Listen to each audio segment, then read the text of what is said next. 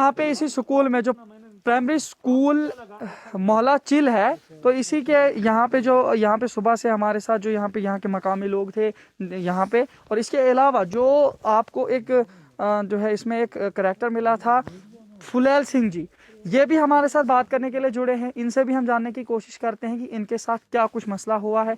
काफ़ी सारी चीज़ें हमने भी कोशिश की थी, लेकिन उसके बावजूद कुछ सामने उभर कर नहीं आ सका। अब इनसे जानने की कोशिश करेंगे इनके साथ क्या हो रहा है। और ये जो यहाँ पे हमारे साथ इस वक्त यहाँ की पब्लिक जुड़ी हुई है, इनसे भी जानने की कोशिश करेंगे कि पूरा इस पंचायत में क्या चल रहा है। तो आपसे हम पहले जानना चाहेंगे, आपका नाम क्या है? मेरा नाम फुलैल सिंह है सर। क्या कहना चाहेंगे आप पूरा जो सुबह से मामला यहाँ पे? जनाब, मैंने 2012-13 में यहाँ काम किया था स्कूल का। मुझे कोई पैसा नहीं मिला आज तक। मैंने हर बार उसको बताया स्वामी राज को कि तू मुझे पैसा दे दे।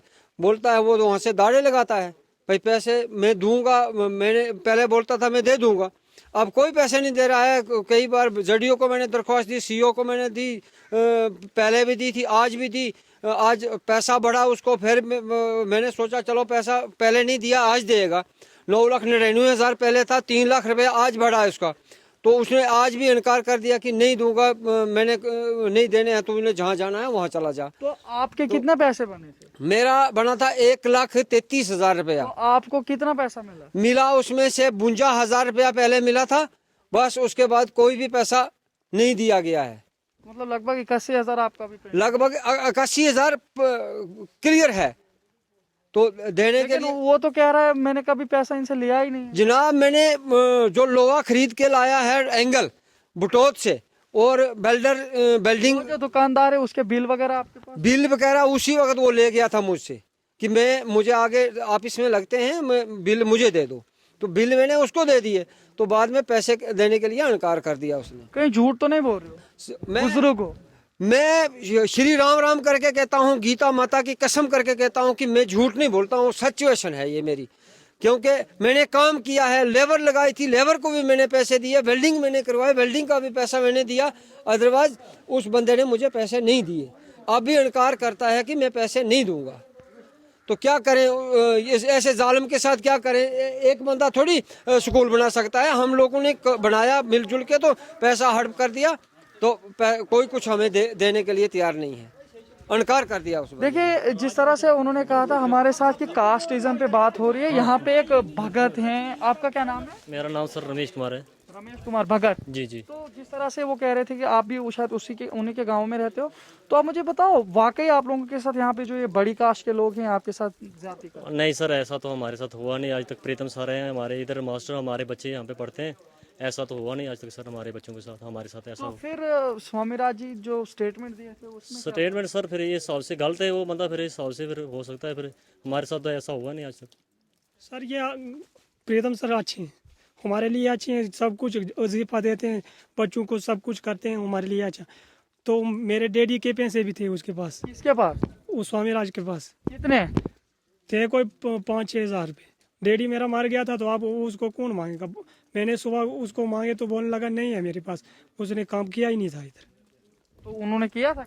हाँ, डैडी ने किया था काम। आपको कैसे पता? तो हो सकता है आपके डैडी ने उनको लिए होंगे पैसे। नहीं लिए थे ना, हमारी टैंकी भी है। अभी भी बोलता था 3 लीटर की टैंकी, 300 लीटर की टैंकी है, वो तो 500 लीटर की टैंकी है।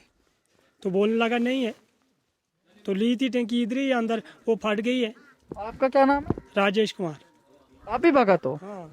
तो मतलब जिस तरह से उन्होंने कहा था वो जो कि यहाँ पे हमें जी कास्टिज्म की बुनियाद पर जाति हो रही है वगैरह, नहीं, वो झूठ बोल रहा है, वो ऐसे झूठ मारता है। कैसे रहते हो आप लोग यहाँ? हम अच्छे हैं इधर, प्रीतम सर हमारे लिए अच्छे हैं, तो उसी के साथ करते हैं, तो वो हमें कोई पता नहीं है।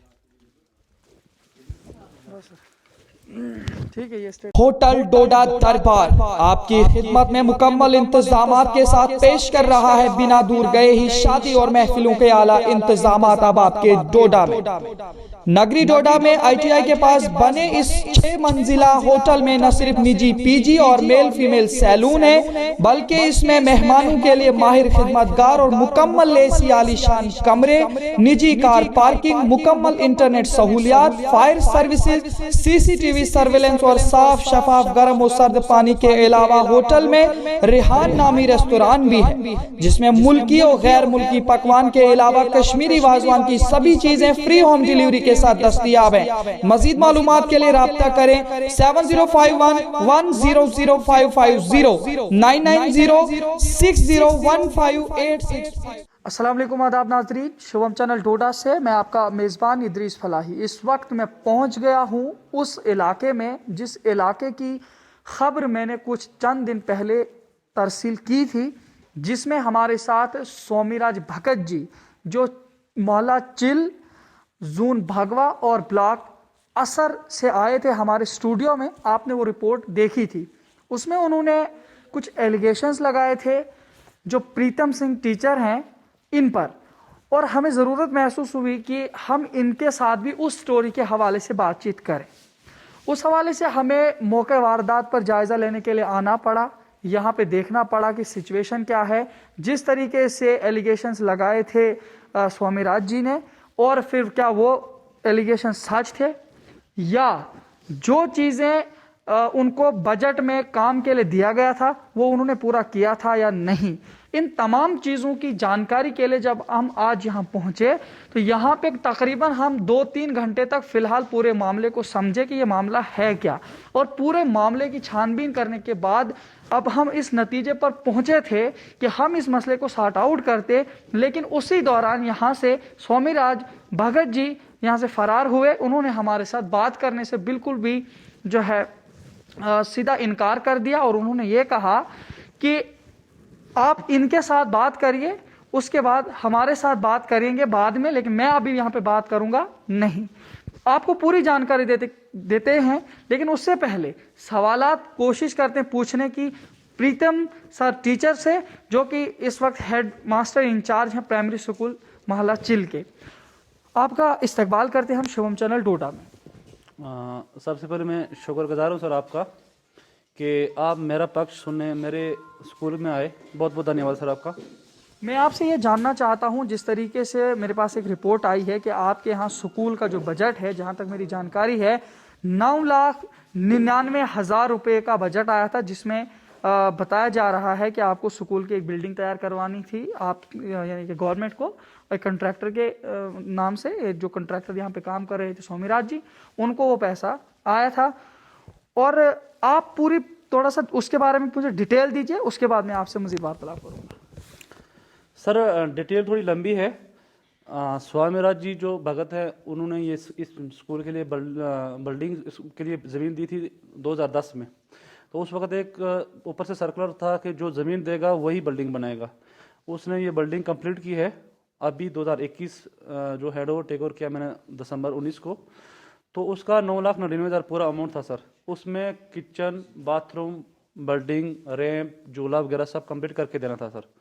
तो सर उसने कुछ 1-2 चीज़ें जो कंप्लीट नहीं की, बाकी उसकी मैंने पेमेंट सारी पूरी कर दी, हैंड ओवर टेक ओवर हो गया सर। तो आप मुझे ये बताइए, हैंड ओवर टेक ओवर हो गया है, उन्होंने मेरे पास जो मतलब परसों वो डॉक्यूमेंट्स लाए, उसमें भी लिखा है हैंड ओवर टेक ओवर, जो आपने 19 अक्टूबर या 19 दिसंबर जो भी किया है 2021 में। तो हैंड ओवर टेक ओवर आपने जब किया, उसके बाद का जो बजट है वो बजट 3 लाख का या कुछ है, वो आप उनको क्यों नहीं दे रहे थे? सर उसमें एलिगेशन स्वामीराज जी के जो थे कि 3 लाख अमाउंट जाडियो साहब ने काउंटर साइन करके दिए, तो हेडमास्टर प्रीतम सिंह ने उसमें 2.5 लाख ही ट्रांसफ़र किया। बट मैं आपको बताना चाहूँगा कि सर जो हमारे डीडीओ हो, जो जिनके काउंटर साइन होते हैं वो जाडियो होते हैं। जाडियो का जो काउंटर साइन है 2.5 लाख पे ही हुआ, क्योंकि जाडियो साहब ने बोला कि इसको 2.5 लाख अमाउंट ट्रांसफ़र कर दो, 50,000 रख लो अपने अकाउंट में। वो मेरे अकाउंट में नहीं सर, जो 2.5 लाख इसको ट्रांसफ़र किया मैंने समग्र अकाउंट से ऑनलाइन ट्रांसफ़र उसके अकाउंट के लिए गया है। 50,000 इसलिए रखा गया क्योंकि उसका जो थोड़ा सा काम पेंडिंग है, जैसे झूला लगाना है, रैंप वगैरह बनाना है, वो कंप्लीट करेगा तो सर उसका पूरा 50,000 उसके अकाउंट में ट्रांसफ़र कर दिया जाएगा। झूला और रैंप के लिए ही 50,000 रुपये, मतलब 50,000 झूला और रैंप 50,000 में बने? सर मसला ऐसा कि वो 50,000 झूले रैंप के लिए नहीं था, इसको 9,99,000 के अंदर ही कंप्लीट करना था सर पूरा। मैंने जो पेमेंट 2.5 लाख के अलावा मैं आपको बताना चाहूँगा कि at the end of this October month में मैंने इसको ट्रांसफ़र कर दिया पूरा अमाउंट 9,99,000। तो दिसंबर में मैंने हैंड ओवर टेक ओवर कर दी बिल्डिंग।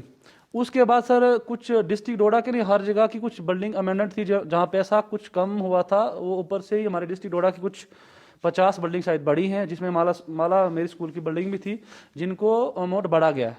3 लाख एक्स्ट्रा अमाउंट बढ़ाया गया है, ऊपर से गवर्नमेंट का ही आया है। बट उससे पहले हैंड ओवर टेक ओवर, उसमें एक एलिगेशन मेरे लिए आया, हैंड ओवर टेक ओवर कर दी पहले ही और ये मेरी पेमेंट रोक रहा है। वो जो पेमेंट रोकी गई है वो हैंड ओवर टेक ओवर के बाद बढ़ी है सर। मैं बताना चाहूँगा आपके माध्यम से कि 9,99,000 उसको जो उसका बिल्डिंग बनाने के लिए दिया गया था वो अमाउंट, वो 2010 में जो सेक्शन न्यू बिल्डिंग ये आई थी पीएस माला, अमाउंट 9,99,000 उसको दिया गया था। ये इसके अंदर इसको सब कुछ बनाना था। ये जो चीज़ें मैंने आपको बताई, जैसे बिल्डिंग, ये 3 SR रूम जो है, इसके किचन है, बाथरूम है, रैंप, झूला, इसको उसके अंदर ही कंप्लीट करना था।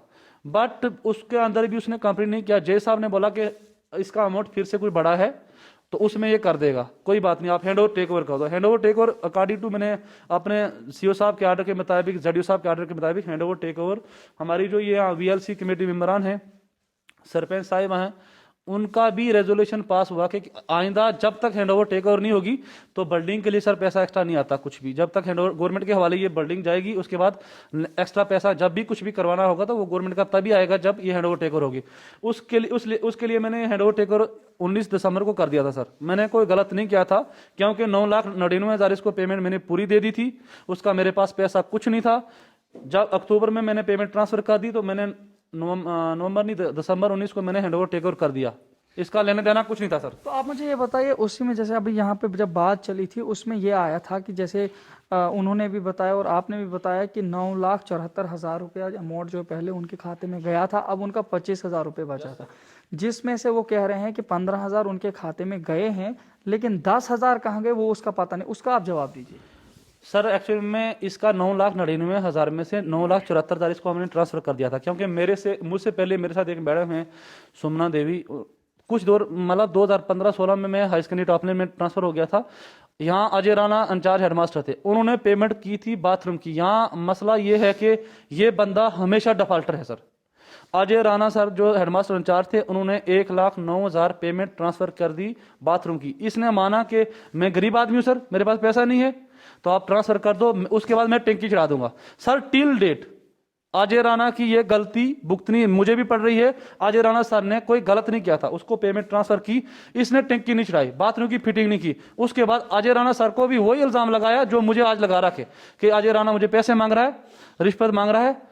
अजय राणा सर को 1 साल तक कोर्ट की तारीखें लगी होंगी, मुझे लगता है कोर्ट केस भी लगा था। क्या मसला हुआ मुझे उसका पूरी जानकारी नहीं है, पर अजय राणा सर को कोर्ट भी जाना पड़ा इसके मसले में। आज भी वो टंकी नहीं चढ़ी।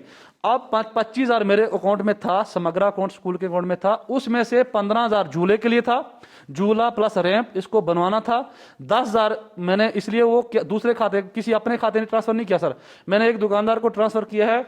उसमें टंकी 1,000 लीटर की बाथरूम की जो ऊपर टंकी चढ़ेगी, वो कितने की आई सर? अभी तो दुकानदार के खाते ट्रांसफर किया है, वो जितने की आएगी उसका जो GST बिल लाऊंगा मैं उससे। उसके बाद किसी प्लम्बर को लेके फिटिंग भी करवानी, जो स्वामीराज को करनी थी वो मैं करूंगा। मैं अभी स्वामीराज को इसलिए भी आपके सामने ये कह रहा था कि वो 10,000 मैंने जो ट्रांसफर किया है दुकानदार को, मैं उससे तेरे खाते ट्रांसफर करवा देता हूं, तू टंकी ला फिटिंग करवा दे। सर ये अभी तक काम करके राजी नहीं है, सिर्फ फोकट की पेमेंट लेना चाहता, वो मैं दूंगा नहीं। मैं पूरे गवर्नमेंट कानून जो भी हो, गवर्नमेंट के जो ऊपर से मेरे अफसरान की जो मेरे आर्डर होगा मैं उसी को फॉलो करूंगा, मैं स्वामीराज का आर्डर को नहीं मानूंगा सर। मेरे सीओ साहब ने मुझे कहा कि आप ऐसा करिए, 3 लाख अमाउंट इसका बड़ा है, आपको जो लगता है, जो काम करवाना चाहते हो, जो पेंडिंग है अभी, इससे करवाने के लिए कितना अमाउंट रहना है। मैंने कहा सर 50,000 के अंदर हो ही जाएगा। लेकिन उन्होंने हमारे साथ जो बात की है वो कह रहे हैं कि हमें जब ये बिल्डिंग का काम सौंपा गया था तो उसमें सिर्फ बिल्डिंग और किचन और बाथरूम था, ये रैंप और ये जो झूला वगैरह जो आप बोल रहे हैं, ये हेडमास्टर की जाने से मेरी तरफ ज्यादती हो रही है, और मैं एक लोअर कास्ट का इंसान हूँ, ये सब हायर कास्ट के हैं, और लोअर कास्ट और हायर कास्ट की बुनियाद पर मेरे पर जुल्म किया जा रहा है। इस पर आप क्या मैं आपको बताना चाहूंगा, अगर आप चाहेंगे मैं सीओ साहब का नंबर दूं या जे साहब का नंबर दूं, आप उनसे अभी फोन पे बात कर सकते हैं कि लोअर कास्ट अपर कास्ट की यहाँ कोई बात नहीं है। ये हमेशा बंदे को टार्चर करता, टारगेट करने की बात करता, यहाँ कास्टिज्म की तो बात ही नहीं है। मैं आपको बताना जो सीईओ साहब को पूछ लिया, जय साहब को पूछो, हमारे जो जय साहब हैं उनको पूछ लीजिए कि ये झूला रैंप हेडमास्टर की मर्जी से बन रहा कि ऊपर से डायरेक्शन में। ये जय साहब से आपने बात की होगी, उन्होंने बताया होगा कि झूला और रैंप इसको उस मतलब 9,99,000 लेकिन ये भी बात उन्होंने हमारे साथ की कि इतने इस वक्त चुनाव के अंदर जितने भी ये नई बिल्डिंगें बनी, तकरीबन किसी भी स्कूल में ये रैंप और झूला नहीं बनाया गया, तो मेरे ऊपर क्यों ज्यादती की जा रही है? सर मैं हेडमास्टर PS माला का हूँ, मुझे अपने स्कूल को देखना, बाकी स्कूलों में क्या बना उससे मुझे कोई लेना देना नहीं।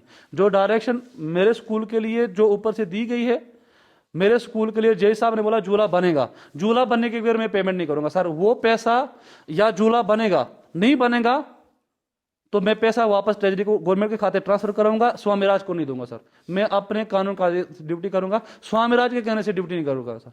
मेरा सीओ साहब जो है, ZDO साहब जो ऑर्डर करेंगे वो उस हिसाब से चलूंगा।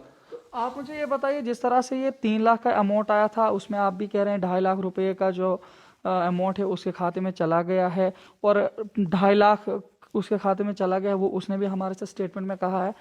तो फिर क्या वजह रही कि 50,000 रुपये उसको नहीं दिया गया? और ये 2.5 लाख की बात पर ये कह रहे हैं कि हेडमास्टर जो हैं उन्होंने मुझे 4 तारीख से वो पता नहीं कितनी तारीख तक मुझे वेट करवाया। वो क्यों करवाया, उसके लिए आप मतलब क्यों करवाया आपने उनको वेट? और उस पर तो ये वही कह रहे हैं कि भाई कास्टिज्म की बुनियाद पर इस तरह से हमारे साथ दबाव है। मैं सर आपको ये दिखाना चाहता हूँ कि आपने तो खुद पढ़ा होगा, मेरा letter hand over take over कब हुआ? 19 दिसंबर को मैंने हैंड ओवर टेक ओवर किया। आपने अच्छी तरह पढ़ा सर, पुरानी जो आपने जो स्टोरी बनाई है। उसके बाद सर पैसा मेरे अकाउंट में, मैं ये स्टेटमेंट बैंक का बताना चाहूंगा, आपको दिखाना भी चाहूंगा। 3 तारीख को यहाँ दिखा, आप देख लीजिए आपने 3 तारीख, कैमरा मैन से गुजारिश करता हूँ ये थोड़ा सा दिखा। 3 तारीख को सर मेरे अकाउंट में पैसा आता है 3 लाख रुपया सर। 3 जनवरी को, हाँ हाँ बिल्कुल, 3 जनवरी 2022 को मेरे अकाउंट में पैसा 3 लाख रुपया आता है। जबकि सर मैं हैंड ओवर टेक ओवर 19 दिसंबर 2021 को कर देता हूं। इसका पैसा मेरे पास कुछ भी नहीं रहता। ये पैसा एक्सीड अमाउंट जो बड़ा है ये 3 दिसंबर को मेरे अकाउंट में आया। 3 दिसंबर को सर मेरे अकाउंट में आता है, 3 जनवरी को मेरे अकाउंट में आता है।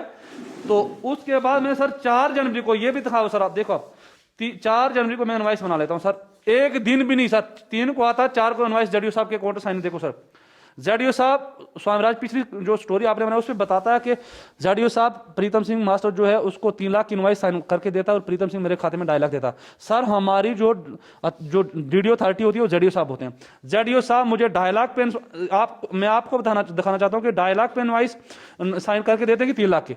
ये देखो 2.5 लाख है। 2.5 लाख पे ही ZDO साहब के साइन है। वो 4 तारीख सर, 4 तारीख को मैंने साइन करके लाए हैं। उसके बाद मैं ये दिखाना चाहूंगा कि मैंने क्यों रोकी। 5 तारीख को सर बारी बारिश थी, नहीं जा पाया मैं बैंक में। 6 तारीख को एक स्वामीराज जो लेबर इनके साथ जो काम किया था उसने सीओ साहब के पास जाके कंप्लेंट की मेरा पैसा कुछ फंसा है। वो कौन? ये फलेर सिंह। ये सीओ साहब का लेटर फॉरवर्ड हुआ ZDO साहब को। ZDO साहब ने मुझे फॉरवर्ड किया है कि इसकी पेमेंट रोक दी जाए। ये वो लेटर है सर। तो इसके लिए वो जवाब ये दे रहे हैं कि कोई भी आकर के एप्लीकेशन दे देगा किसी को धमकाने के लिए, डराने के लिए कि भाई मुझे किसी ने 1 लाख रुपया जी मेरा फलानी बंदे के पास है वो नहीं दे रहा है, तो उससे क्या हो जाएगा एप्लीकेशन देने से, जबकि उसका है ही सर। मैं तो सीओ साहब का ऑर्डर मानूंगा ना, विद डिस्पैच नंबर सीओ साहब, CO Doda to ZDO Bagwa to me. मैं हेडमास्टर हूं तो मेरे लिए with dispatch number ZDO Bagwa का है। मैं स्वामीराज की या फलेर सिंह की एप्लीकेशन को नहीं देखूंगा। जब ZDO साहब मुझे लिखते हैं कि इस पे देखा जाए कि क्या मसला है, इसकी पेमेंट रोकी जाए 3-4 दिन, मैं तो सो को सरपंच तो हो नहीं, उनका राजीनामा कुछ नहीं हुआ, मैंने 10 दिन पेमेंट रोक के रखी। 15-16 तारीख को मुझे ZDO साहब फिर फोन करते हैं कि आप इसकी पेमेंट इतनी कर दो, ये बार बार हमें तंग कर रहा है। मैंने कहा सर वो जो आपने रिपोर्ट मांगी तो वो रिपोर्ट देंगे फलेर सिंह और उसका राजीनामा कुछ होता है तो उसके बाद ही मैं सबमिट कर पाऊंगा, उसके बाद ही उसको पेमेंट दे पाऊंगा। फिर उस सीओ साहब ने मुझे फोर्सफुली नहीं बात की, ये बोला कि आप 50,000 रख लो, तो इसको 2.5 लाख दे दो। सीओ साहब मेरे डिस्ट्रिक्ट अफसर हैं, उन्होंने मुझे फ़ोन किया, कल ही 2.5 लाख अमाउंट ट्रांसफ़र कर दो। यहाँ पे काफ़ी सारे लोग थे जो ये कह रहे हैं कि जो स्वामीराज जी हैं उनके पास उन लोगों का पैसा है, लेकिन स्वामीराज जी मेरे सामने बोल करके ये कहने लगे कि मेरे पास उनका कोई पैसा नहीं है। तो कैसे बोलते हैं आपके उनके पास? मैं आपको ये बताना चाहता हूँ, मुझे डिस्ट्रिक्ट अफसर सीओ साहब ने फ़ोन किया, उनके मुताबिक, सीओ साहब के कहने के मुताबिक, जेई साहब के कहने के मुताबिक, जेडीओ साहब के कहने के मुताबिक मैंने 2.5 लाख इसको ट्रांसफर कर दिया। जो 50,000 है सर वो मेरे पर्सनल अकाउंट में नहीं है, वो गवर्नमेंट स्कूल के समग्र अकाउंट में पड़ा है। जब ये जो पेंडिंग काम है सर इसका, जैसे झूले का बात कर रहा हूँ, इसकी रैंप की बात कर रहा हूँ, ये कंप्लीट करेगा तो इसके अकाउंट को मतलब ऑनलाइन इसके अकाउंट में ट्रांसफर हो जाएगा। ये सिर्फ सरासर झूठ बोलता है। स्वामीराज ने सिर्फ स्कूल के लिए जमीन दी है। जो गरीब लोग मेरे साथ बैठे थे अभी तक, जो फलेल सिंह है, वो 3-4 लोग, जो खच्चर वाले कुलदीप सिंह है, इसने सबके पैसे नहीं दिए सर। हकीकत है, ये मुझे पूरा पता है। मैं पिछले 12 साल से इसी स्कूल में ड्यूटी कर रहा हूँ। स्वामीराज ने लेबर को 1 रुपया नहीं दिया, उसने उनके सब पैसे खा गया। जब ये हैंड ओवर टेक ओवर की बात चली या जो पैसा लेन देन की बात चली, उस वक्त आपका और स्वामीराज जी का ताल्लुक कैसा था? तो फिर उसके बाद कैसे बिगड़ गया? नहीं बिगड़ा नहीं सर, ना मेरा पहले उसके साथ कोई दुश्मनी थी, ना अभी कोई मेरी दुश्मनी है। स्वामीराज मुझे सिर्फ यूज करना चाहता है, सिर्फ किस लिए? अनवाइस डालने तक वो मीठी बातें करता है, उसके बाद सर अपना रूप वो चेंज कर देता। मैं स्वामीराज के साथ पहले भी वैसा था, अभी भी वैसा हूं। मैं हेडमास्टर इंचार्ज हूं, तो मुझे अपना काम अपनी मर्जी से करना है, अपने अफसरान की पूरे कानून कायदे को फॉलो करना। जैसे मुझे मेरे अफसर मुझे ऑर्डर करेंगे उसको देख के करना है, स्वामीराज के कहने से नहीं। मेरा उसके साथ ना कोई पहले जाति था ना अब है सर। वो सिर्फ यूज करना चाहता है। मीठी बात तभी तक करेगा जब तक उसको पैसा डाल गया। आप बोलो सर 3 लाख अमाउंट उसका मेरे पास था, 3 लाख अमाउंट था। जब तक मैंने उसको 2.5 लाख ट्रांसफर नहीं किया तब तक मैं उसका दोस्त।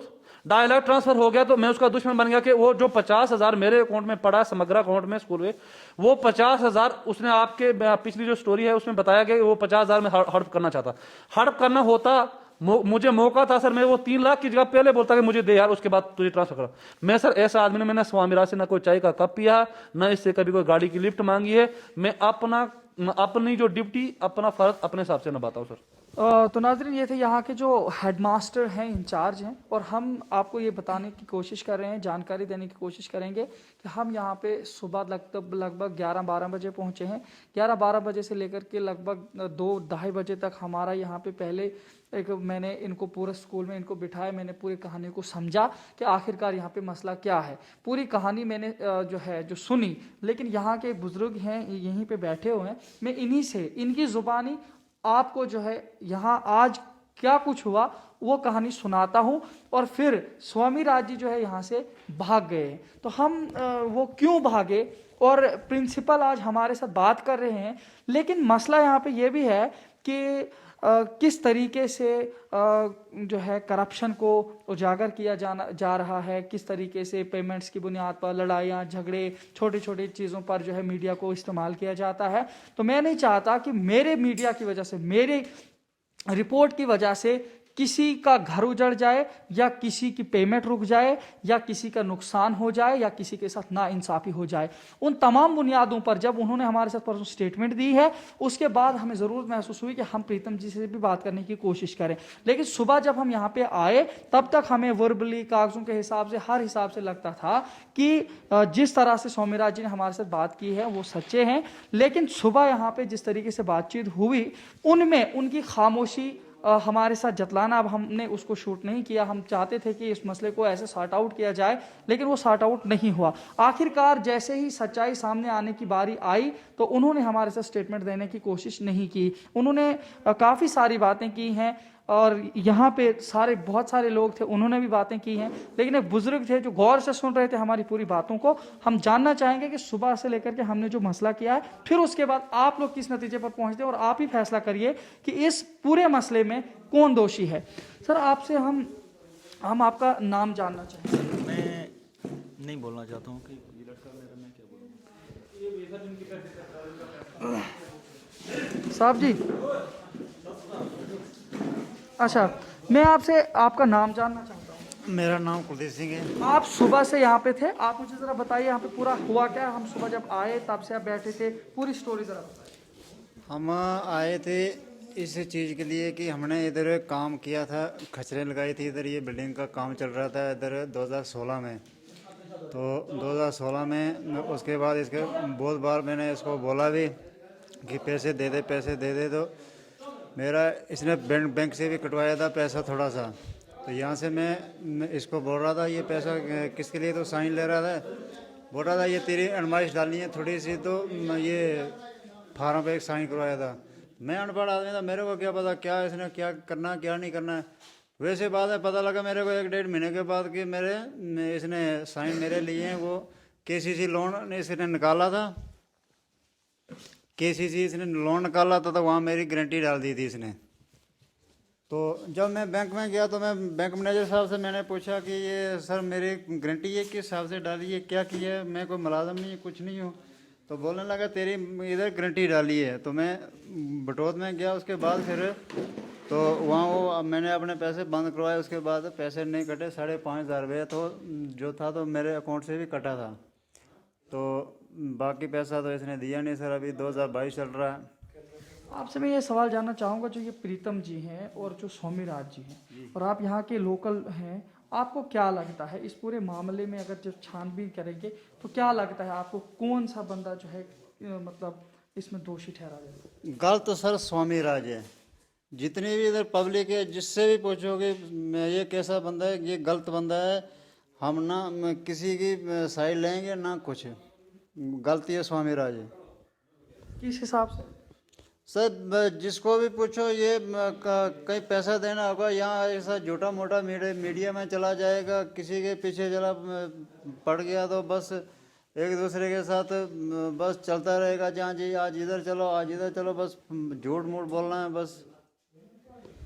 तो देखिए प्रीतम जी, जिस तरह से आपने सारी बातें की है, आपसे मैं आखिर पर यही जानना चाहूँगा, आप क्या कहना चाहोगे पब्लिक को या जो आपके ऑफिसरान हैं उन तक आपका क्या मैसेज है सर? पब्लिक जो बरादरी बैठी है, मैं बरादरी को यही कहना चाहूँगा कि अगर सुबह से आपने जो देखा मौका वारदात खुद ही आए, अगर मैं गलत हूँ तो आप सरपंच बज़रिया सरपंच रेजोल्यूशन पेश करें सीओ साहब को, मुझे टर्मिनेट किया जाए, मैं फिर भी मत करूँगा। अगर स्वामीराज गलत है उसके लिए पंचायती कोरम बैठ के एक रेजोल्यूशन सीओ साहब को पेश करो और स्वामीराज के खिलाफ कड़ी सी कड़ी कार्रवाई हो। ये हर वक्त हमें हरासमेंट करता है और गलत बेबुनियाद, आपने खुद मौके पे देखा जब उसका मतलब झूठ सामने आता वो खिसक जाता। मैं इस आपके माध्यम से सीओ साहब को एक रिक्वेस्ट करना चाहूँगा, जडयू साहब को रिक्वेस्ट करना चाहूँगा कि मेरी तरफ से एक हाथ जोड़ गिनती, क्योंकि ये बंदा बेबुनियाद झूठे ब्लेम लगा के हमें हर टीचर को, इसकी वजह से काशी में जुल्म हो रहा है। काशी में कोई टीचर जाने के लिए तैयार नहीं है क्योंकि हर टीचर को ये जुल्म करता है, आरटीआई लगाता है, टार्चर करता है। मुझे भी इसने आरटीआई लगाई है, उसका आरटीआई तो मैं एक्चुअली दूंगा जो भी है। बट मैं सीओ साहब को रिक्वेस्ट करना चाहूँगा, जडयू साहब को रिक्वेस्ट करना चाहूँगा कि ऐसे आदमी को ऑफिस के अंदर आने की इजाज़त ना दी जाए। ये हर टीचर को बेबुनियाद टार्चर करता सर। तो नाज़रीन, आप लोगों को कहानी समझ में आ ही गई होगी कि इस तरीके का माहौल इस वक्त हमारे मुल्क में चल रहा है। खुसूसन अगर चिनाब वैली की बात की जाए कि मीडिया को अपने मफाद की खातिर यूज़ किया जाता है। जब कहीं से कोई काम नहीं बनता है तो तब मीडिया पे आया जाता है और मीडिया पे झूठ बोला जाता है और मीडिया को भी बदनाम किया जाता है। जिस तरीके से हमने परसों वो स्टोरी दिखाई थी, उसमें जिस तरीके से एलिगेशंस लगाए गए थे, आज जब हम इस पूरी पंचायत में आए, जब यहाँ पे उन पूरे मामलात को देखा, यहाँ पर इस स्कूल की हालत देखी, इसके सिस्टम को देखा, उसके बाद जब हमने यहाँ पे पूरे लोगों के साथ बातचीत की, जब मैंने पूरे उस मसले की सच्चाई को जानने की कोशिश की और सच्चाई जब सामने आ रही थी, उसी दौरान जो स्वामीराज जी यहाँ से भागे। और उससे पहले मुझे ये कह रहे थे कि जो है आप हमारे पास आए, आपका बहुत बहुत शुक्रिया। और जी मैं गीता कुरान मंदिर पता नहीं कहाँ का जा करके कह सकता हूँ कि मैं सच्चा हूँ और मुझे कास्टिज्म की बुनियाद पर दबाया जा रहा है। अगर आपकी कास्ट कोई भी है, आप सम्मानीय इज्जतदार हैं हमारे मुल्क में, लेकिन उस कास्ट की बुनियाद पर आप किसी को दबाने की खातिर उसे इस्तेमाल मत कीजिए और कास्ट की बुनियाद पर किसी को नुकसान मत पहुंचाइए और झूठ बोलकर कि मुझे कास्टिज्म की बुनियाद पर दबोचा जा रहा है। इन तमाम चीज़ों को देखिए, क्योंकि सच जितना भी आपको कड़वा लगेगा सच सच होता है, और झूठ जितना भी अच्छा लगेगा झूठ झूठ ही रहेगा।